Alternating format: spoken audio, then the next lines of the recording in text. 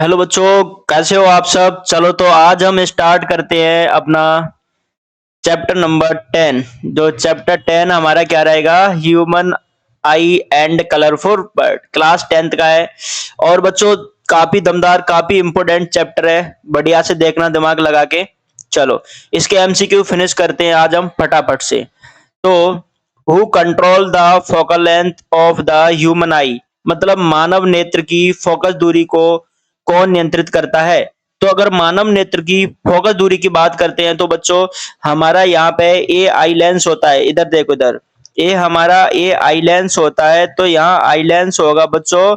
तो eye lens को ये साइड में मसल्स होती हैं, ये मसल्स इन्हें हम सिलेरी मसल्स बोलते हैं, मतलब पछमावी पेशियां बोलते हैं। तो हम कहेंगे, तो यहाँ पे ऑप्शन नंबर सी हमारा आ जाएगा कि पछमावी पेशियां, मतलब कि सिलेरी मसल्स इनको कंट्रोल करती हैं, रेगुलेट करती हैं। अब हम क्वेश्चन नंबर नेक्स्ट पे मूव करते हैं बच्चों, जो हमारा हो जाएगा रेटेना। रेटेना पर बनी रेटेना पर बनी वस्तु की प्रकृति क्या होती है। What is the nature of image formed on retina. तो रेटेना पर कैसी वस्तु फॉर्म, मतलब कि इमेज का फॉर्मेशन किस टाइप की का होता है।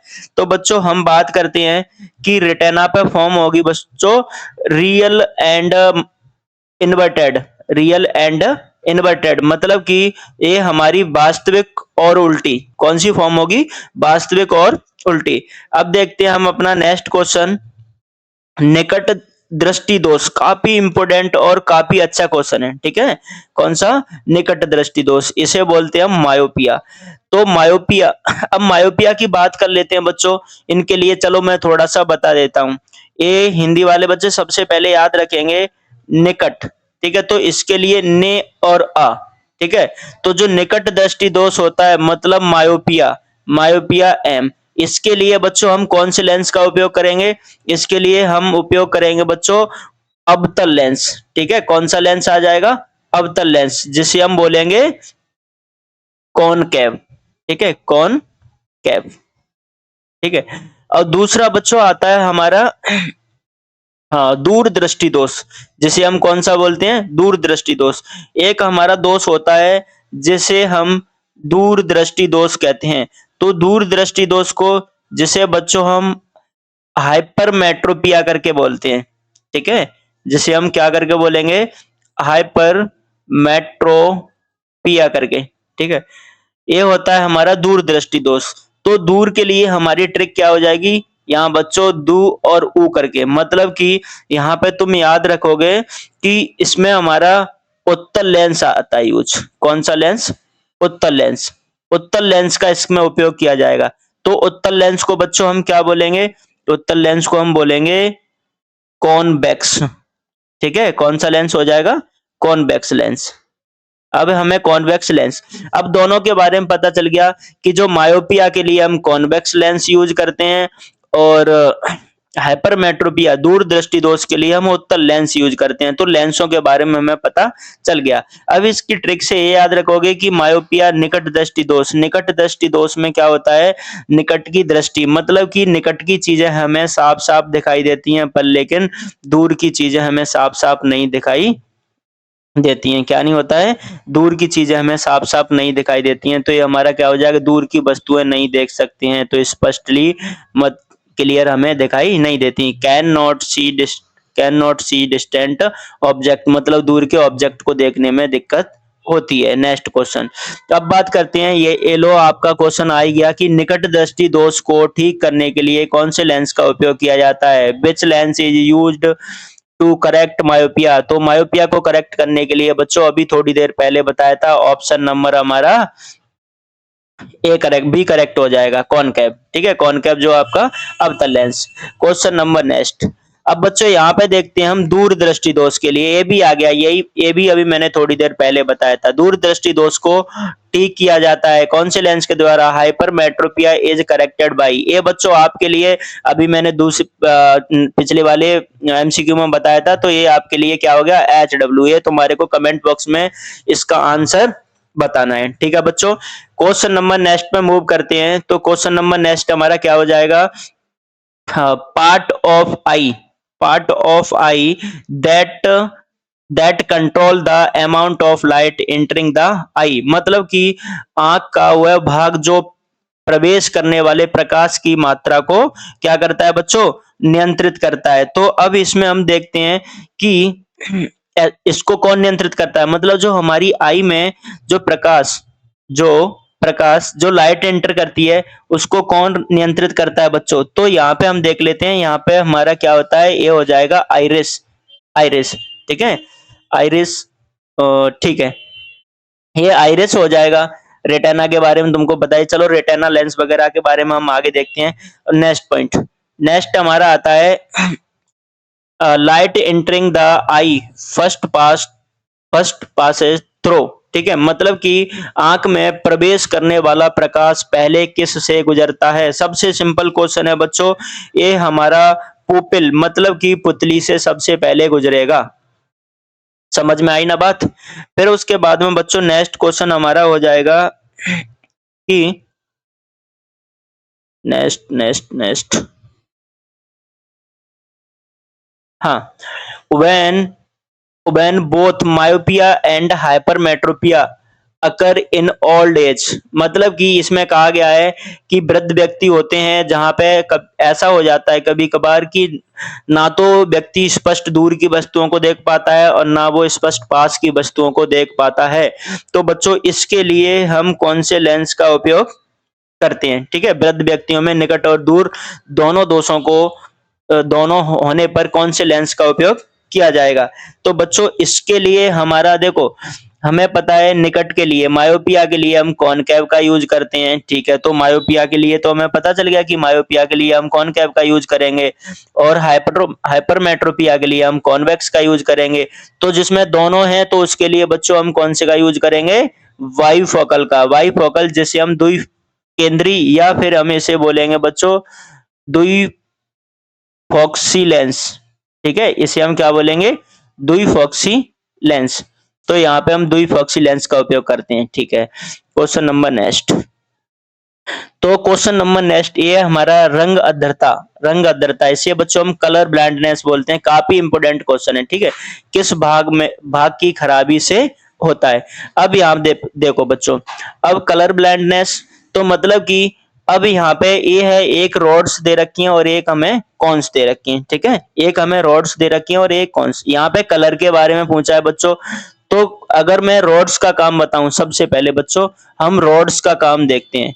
तो ये रॉड्स का क्या काम होता है कि यह अंधेरे में देखने में, मतलब कि ये नाइट में देखने में बच्चों हेल्प करती हैं, ठीक है, अंधेरे में, ठीक है, जो रॉड्स होती हैं वो हमें अंधेरे में देखने में, नाइट में देखने में बच्चों मदद करती हैं। तो हम कह सकते हैं जो उल्लू होते हैं, तो उल्लू में ये रॉड्स की क्वांटिटी, या फिर कहें कि रॉड्स के कारण वो रात में आसानी से देख पाता है। अब रंगों को पहचानने में किसकी खराबी होती है, तो ये कॉन्स होती है ना, कॉन्स, जिन्हें हम बोलते हैं शंकु कोशिकाएं या शंकु, ठीक है, ये शंकु कोशिकाएं, ये शंकुएं होती हैं, वो क्या करती हैं बच्चों, ये हमें रंगों को पहचानने में मदद करती हैं।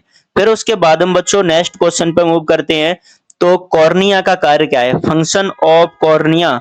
तो फंक्शन ऑफ कॉर्निया की बात करते हैं बच्चों, इसका काम हो जाएगा हमारा रिफ्रैक्शन ऑफ लाइट, मतलब प्रकाश का परावर्तन, ये हमारा हो जाएगा, मतलब आगे पास करना, ठीक है। फिर उसके बाद हम बच्चों बात आती है question number 11, which part maintain the shape of eye, मतलब ऐसा कौन सा पार्ट होता है जो आई के शेप को मेंटेन करता है, आंख की आकृति को कौन बनाए रखता है। तो बच्चों ये हमारा होता है विट्रस ह्यूमर। कौन सा होता है, विट्रस ह्यूमर। जैसे हम जो यहाँ पे होगा बच्चों, कहाँ पे एरा, ये हमारा विट्रस ह्यूमर, ठीक है, विट्रस ह्यूमर, इसे हम काछाप द्रव भी कहते हैं, ठीक है, ये एरा, इधर ये सारा ये लिक्विड टाइप का भरा होता है, इसे हम विट्रस ह्यूमर कहेंगे। फिर उसके बाद हम बच्चों क्वेश्चन नंबर नेक्स्ट पे मूव करते हैं। Image image in the I form on, मतलब कि आंख की छवि बनती है, तो आंख की छवि, मतलब कि आंख की छवि या फिर आंख में इमेज कहाँ फॉर्म होती है। तो आंख में इमेज बच्चों कहाँ पे बनती है, हमारी आई में सबको पता है रेटिना पे। अब बात करते हैं बच्चों, ये रेटिना कहाँ होती है? यहाँ से जब तुम किसी ऑब्जेक्ट को देखोगे, यहाँ से जाके ये पुतली से होके इंटर करेगा प्रकाश, या जिसको तुम देखोगे वो, फिर उसके बाद में ये यहाँ से जाके बच्चों इमेज का फॉर्मेशन हमारा यहाँ पे होता है, यहाँ पे इधर इधर इधर इधर। इसे हम क्या बोलते हैं? इसे हम रेटिना बोलते हैं। और बच्चों इसे हम वैसे बोलेंगे दृष्टि पटल, ये हो जाएगा हमारा रेटिना। ठीक है, क्लियर है ना? ठीक है। तो पूछा जाता है कि ऑब्जेक्ट का जो हम देखते हैं वो चीज, इमेज का फॉर्मेशन कहाँ होता है? तो इमेज का फॉर्मेशन होता है बच्चों रेटिना पर। ठीक है, फिर उसके बाद में बात करते हैं क्वेश्चन नंबर नेक्स्ट। तो अगला नेक्स्ट क्वेश्चन आता है, the near point of normal eye. ये बड़ा बहुत इंपॉर्टेंट क्वेश्चन है हमारा। ठीक है, इसमें बड़ा दिमाग से पढ़ना है, बाद बाकी दिमाग से क्या बच्चों, सिंपल है, काफी सिंपल है। अच्छा, एक बात और बतानी थी बच्चों, कि जैसे अगर ये वीडियो को आप लोग देख रहे हो तो ये रेगुलर आपको वीडियो मिलेगी, और लाइक शेयर सब्सक्राइब जरूर करना बच्चों। ठीक है, दमदारी से दोनों मिलके मेहनत करेंगे और रिजल्ट अच्छा लाएंगे बोर्ड का। ठीक है, अब क्वेश्चन हमारा ये है कि सामान्य नेत्र का निकट बिंदु नियर पॉइंट कितना होता है? जो नॉर्मल आई होती है, तो ये बच्चों होता है हमारा 25 सेंटीमीटर। कितना होता है? 25 सेंटीमीटर। अगर अगर तुम्हारे से पूछ लिया जाता है कि दूर बिंदु क्या होता है, क्या होगा बच्चों? दूर बिंदु क्या होगा? दूर बिंदु मतलब कि डिस्टेंट ऑब्जेक्ट। ठीक है बच्चों, तो ये हमारा कौन सा ऑब्जेक्ट होगा? दूर बिंदु। तो दूर बिंदु की मैं बता दूं, ये होता है बच्चों अनंत, इन्फिनिटी। ठीक है, क्या होता है? अनंत, दूर बिंदु। चलो अब देखते हैं नेक्स्ट क्वेश्चन। मानव नेत्र का दूर बिंदु, ए लो, एक क्वेश्चन आ गया। मानव नेत्र का दूर बिंदु फार पॉइंट क्या होता है? कितना होता है? तो the far point of human आई, ये बच्चों हो जाएगा हमारा इन्फिनिटी, अनंत हो जाएगा। ठीक है, सारे इंपोर्टेंट क्वेश्चन इसमें कवर कर लेते हैं, जिससे आपको छोटे क्वेश्चनों में पेपर में बिल्कुल कोई भी दिक्कत ना आए। फिर उसके बाद में बच्चों नेक्स्ट क्वेश्चन पे हम मूव करते हैं। The pupil become smaller when, मतलब कि नेत्र की पुतली, पुपिल छोटी हो जाती है। कब छोटी हो जाती है बच्चों? तो पुपिल के बारे में तो आपको पता है कि आपने देखा होगा कि जब हम बच्चों कहाँ होते हैं, जब हम अंधेरे में होते हैं, तो अंधेरे में होते हैं तो बच्चों वहां पे जो पुपिल का साइज होता है वो बच्चों बड़ा होता है। ठीक है, कैसा होता है? बड़ा होता है, क्योंकि वहां प्रकाश ज्यादा आंख में जाए। ठीक है, और जब हम उजाले में होते हैं, अगर बात करें उजाले, ठीक है, मतलब कि जब दिन में या फिर जब हम बच्चों लाइट में होते हैं, तो जब हम लाइट में होंगे तो वहां पे पुपिल का साइज कैसा होगा? वहां पे पुपिल का साइज छोटा होगा। जब भी तुमने कभी कभार देखा होगा कि कभी हम अंधेरे कमरे में, जब भी हम कमरे में बैठे होते हैं, लाइट चली जाती है तो एक साथ हमें दिखना बंद हो जाता है, इसी के कारण। तो हम क्वेश्चन में क्या पूछा है कि नेत्र की पुतली छोटी कब होती है? तो छोटी बच्चों कब होगी हमारी? लाइट, ये होगा नहीं हमारा, मंद प्रकाश होगा नहीं, लाइट इज ब्राइट। क्या होगा? लाइट इज ब्राइट, मतलब तेज प्रकाश में। ठीक है, तेज प्रकाश में होगा। ठीक है, क्वेश्चन नंबर नेक्स्ट पे मूव करते हैं। अब बच्चों बात करते हैं आफ्टर इमेज दिखाई देने का कारण क्या है? आफ्टर इमेज का बच्चों हमारा रीजन क्या है? चलो इसको मैं बता देता हूँ। इसे बोलते हैं हम दृष्टि की स्थिरता। ठीक है, ये क्या होता है हमारा? दृष्टि की स्थिरता। ठीक है, दृष्टि की स्थिरता। अब ये हमारा होता है persistence of vision. Persistence of vision बच्चों क्या होता है? जब हम किसी को देख लेते हैं, किसी इंसान को या किसी को भी ऑब्जेक्ट को हम देखते हैं, तो उसकी इमेज होती है, वो उसकी इमेज बच्चों हमारे ब्रेन में, हमारी आई में कितनी 1/16 सेकंड तक वो हमारी आंख में बनी रहती है, लगभग ये कहा जाता है। ठीक है, तो ये ध्यान रखना। तो हमारा इसका ऑप्शन क्या हो जाएगा? ए, प्रेजिस्टेंस ऑफ विजन, दृष्टि की स्थिरता के कारण ये सारा का सारा होता है।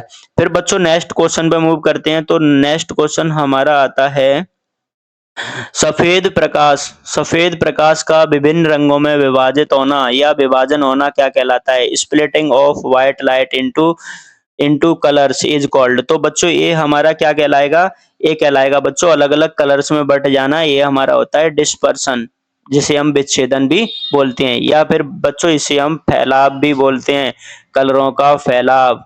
ठीक है। फिर उसके बाद में बच्चों नेक्स्ट क्वेश्चन पे मूव करते हैं। तो नेक्स्ट क्वेश्चन आता है, इंद्रधनुष बनने का कारण क्या है? What cause the formation of rainbow? तो रेनबो बनने का कारण क्या हो जाएगा बच्चों? तो रेनबो बनने का कारण आपका हो जाएगा बच्चों A, refraction and dispersion of sunlight by rainbow, मतलब वर्षा की बूंदों के द्वारा प्रकाश का अपवर्तन और विच्छेदन होना। ठीक है, यहाँ प्रकाश का फैलाव हो जाता है, वो है। ठीक है। फिर उसके बाद हम बच्चों नेक्स्ट क्वेश्चन पे मूव करते हैं हम कि सूर्यास्त के समय आकाश लाल दिखाई देने का कारण क्या है? सूर्यास्त के समय आकाश लाल दिखाई देने का कारण क्या है? तो बच्चों इसमें हमारा आ जाएगा स्कैटरिंग ऑफ लाइट। क्या आ जाएगा? स्कैटरिंग ऑफ लाइट, प्रकाश का प्रकीर्णन। तो प्रकाश के प्रकीर्णन के कारण सूर्यास्त के समय हमें आकाश लाल दिखाई देता है। अच्छा बच्चों एक बात बताओ, अगर तुम्हारे से ये पूछ लिए जाते हैं कि तारे क्यों टिमटिमाते हैं? तारे क्यों टिमटिमाते हैं? ठीक है, मतलब कि तारे क्यों टिमटिमाते हैं, मतलब कि ट्विंकल ऑफ द स्टार्स, मतलब कि स्टार क्यों ट्विंकल करते हैं। तो बच्चों इसके लिए तुम्हारे को ये बताना है कि तारे क्यों टिमटिमाते हैं, इसका रीजन क्या होता है, ये तुम्हारे को कमेंट बॉक्स में बता देना है। ठीक है बच्चों, क्वेश्चन नंबर नेक्स्ट पे मूव करते हैं। तो हमारा आता है कि आकाश नीला क्यों दिखाई देता है? आकाश नीला क्यों दिखाई देता है? Why does sky appear blue? तो बच्चों इसमें क्या आ जाएगा? हमारा ऑप्शन नंबर बी करेक्ट हो जाएगा, स्कैटरिंग ऑफ ब्लू लाइट, नीले नीले प्रकाश का प्रकीर्णन, नीले प्रकाश का प्रकीर्णन हो जाएगा। फिर उसके बाद हम बच्चों नेक्स्ट क्वेश्चन पे हम अपने पे मूव करते हैं। तो ये हो जाएगा हमारा वायुमंडल में प्रकाश का प्रकीर्णन किससे बढ़ता है? Scattering of light increase with. तो ये किससे बढ़ता है? चलो ठीक है, इसका तो तुम्हारे को ये ऑप्शन क्या है?